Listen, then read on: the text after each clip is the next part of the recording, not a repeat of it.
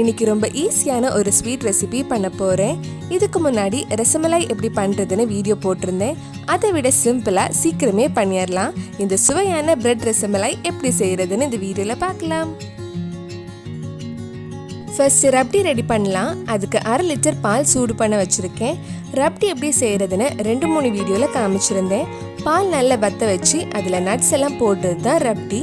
உங்களுக்கு ஈஸியான மெத்தடில் நீங்கள் பண்ணலாம். பால் கொஞ்சம் சூடாகிற வரைக்கும் மீடியம் ஃப்ளேமில் வச்சுக்கோங்க. அதுக்குள்ளே நம்ம பிரெட் கட் பண்ணி எடுக்கலாம். ஒரு சின்ன ரவுண்ட் ஷேப் கட்டர் யூஸ் பண்ணி இந்த மாதிரி குட்டி குட்டியாக கட் பண்ணி எடுத்துக்கோங்க. நான் வீட் பிரெட் எடுத்திருக்கேன். நீங்கள் எந்த பிரெட் வேணும்னாலும் யூஸ் பண்ணிக்கலாம். ஸ்வீட்டாக இருக்கிற பிரெட்டாக இருந்தால் இன்னும் டேஸ்ட்டாக இருக்கும். இந்த மாதிரி கட் பண்ணி வச்சுக்கோங்க. உங்களுக்கு எவ்வளோ வேணுமோ அதுக்கேற்ற மாதிரி கட் பண்ணிக்கலாம்.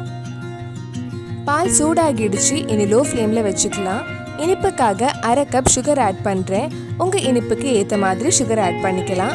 எப்போதுமே ரப்டி பண்ணுறப்ப சுகருக்கு பதிலாக மேக்ஸிமம் கண்டென்ஸ் மில்க் யூஸ் பண்ண ட்ரை பண்ணுங்கள்.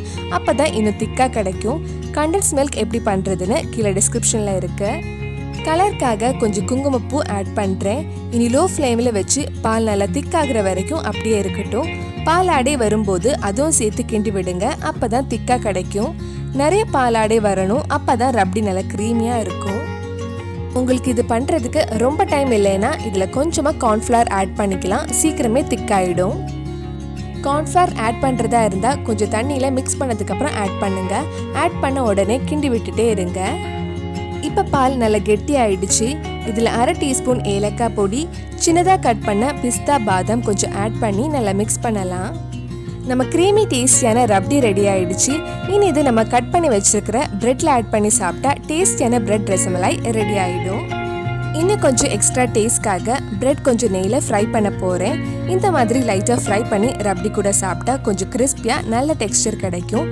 சும்மா பிரெட் ரப்டியில் போட்டு சாப்பிட்டதை விட இந்த மாதிரி செஞ்சு சாப்பிட்டா இன்னும் நல்லா டேஸ்ட்டாக இருக்கும். இதுக்கு முன்னாடி நம்ம சேனலில் பண்ண ரசமலாய் வீடியோ நீங்கள் இன்னும் பார்க்கலன்னா அதோட லிங்க் கீழே டிஸ்கிரிப்ஷனில் இருக்குது. மறக்காமல் அந்த வீடியோ போய் பாருங்கள். இந்த மாதிரி லைட் கோல்டன் கலர் வந்ததும் எடுத்துடலாம். ரொம்ப நேரம் ஃப்ரை ஆகணும்னு இல்லை.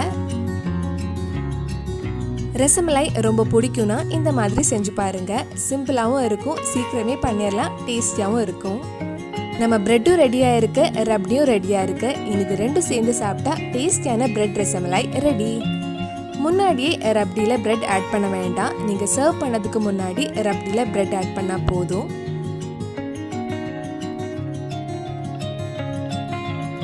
நம்ம டேஸ்டியான பிரெட் ரசமலாய் ரெடி ஆயிடுச்சு. கண்டிப்பாக நீங்களும் இந்த ரெசிபியை உங்கள் வீட்டில் செஞ்சு பாருங்கள். பிடிச்சிருந்தா இந்த வீடியோவை லைக் பண்ணுங்கள். உங்கள் ஃப்ரெண்ட்ஸ் அண்ட் ஃபேமிலிக்கு ஷேர் பண்ணுங்கள். வேறு என்னெல்லாம் ரெசிபிஸ் நம்ம சேனலில் ட்ரை பண்ணலான்னு கீழே கமெண்ட் பாக்ஸில் சொல்லுங்கள். நீங்கள் இன்னும் என்னோட சேனலை சப்ஸ்கிரைப் பண்ணலைன்னா மறக்காமல் சேனலையும் சப்ஸ்கிரைப் பண்ணிடுங்க.